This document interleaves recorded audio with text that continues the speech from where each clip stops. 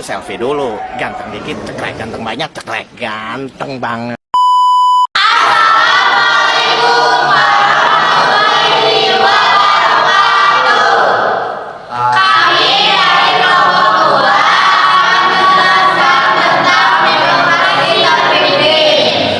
Pada masa demokrasi liberal pada tahun 1950 hingga 1959, politik Indonesia tidak stabil karena kabinet sering jatuh dan partai-partai saling bersaing. Dewan Konstituante gagal membuat undang-undang dasar baru, sehingga Soekarno menawarkan sistem baru yang disebut demokrasi terpimpin, yang dianggap lebih sesuai dengan kepribadian bangsa. Soekarno membentuk Dewan Nasional pada tahun 1957 dan mendorong kembali ke Undang-Undang Dasar 1945. Namun, Dewan Konstituante tidak pernah mencapai kesepakatan.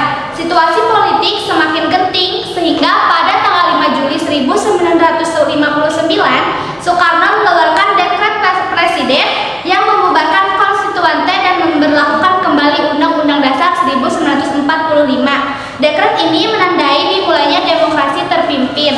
Selanjutnya, setelah pemilu 1955, kondisi politik Indonesia tidak stabil karena sering terjadi pergantian kabinet dan DPR konstituante gagal menghasilkan UUD baru. Situasi ini membuat Presiden Soekarno mengeluarkan Dekret Presiden 5 Juli 1959 yang berisi membubarkan konstituante, memberlakukan kembali UUD Undang-Undang Dasar 1945 dan membentuk MPRS serta DPAS.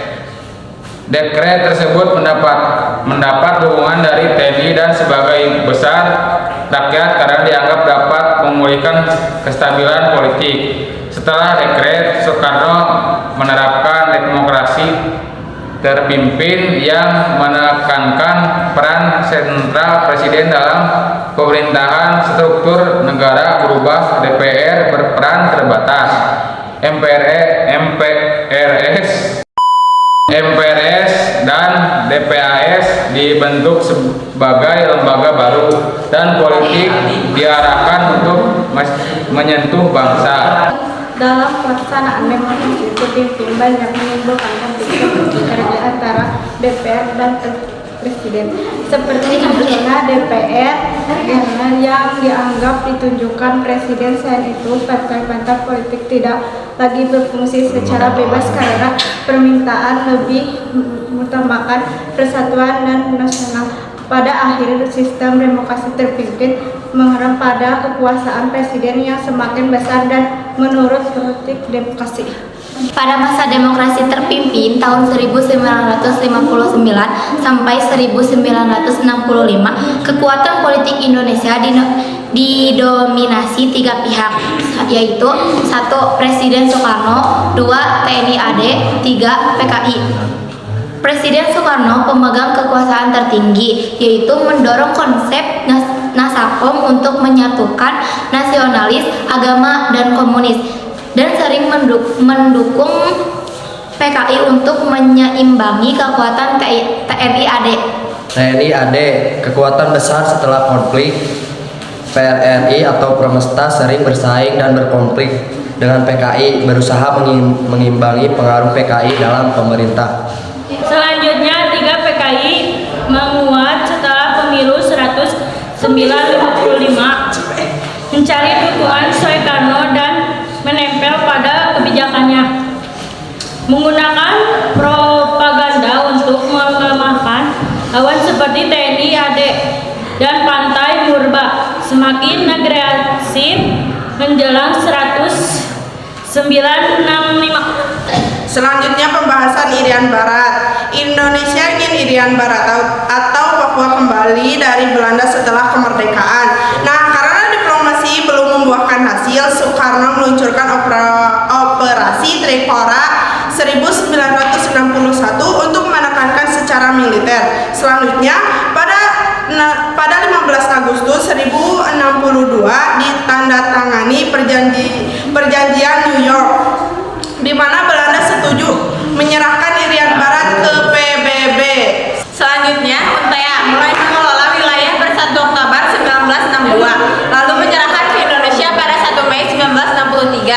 Indonesia wajib menggelar PAPERA, penentuan pendapat rakyat, sebelum akhir 1969 dan hasilnya memilih tetap jadi bagian Republik Indonesia. PBB kemudian secara resmi mengakui hasil PAPERA. Rencana pembentukan Federasi Malaysia meliputi Malaya, Singapura, Sabah, dan Sarawak ditentang oleh Indonesia dan Filipina. Filipina menolak karena klaim historis atas Sabah, sedangkan Indonesia menilai federasi itu sebagai bentuk neokolonialisme Inggris yang dapat mengancam Revolusi Indonesia.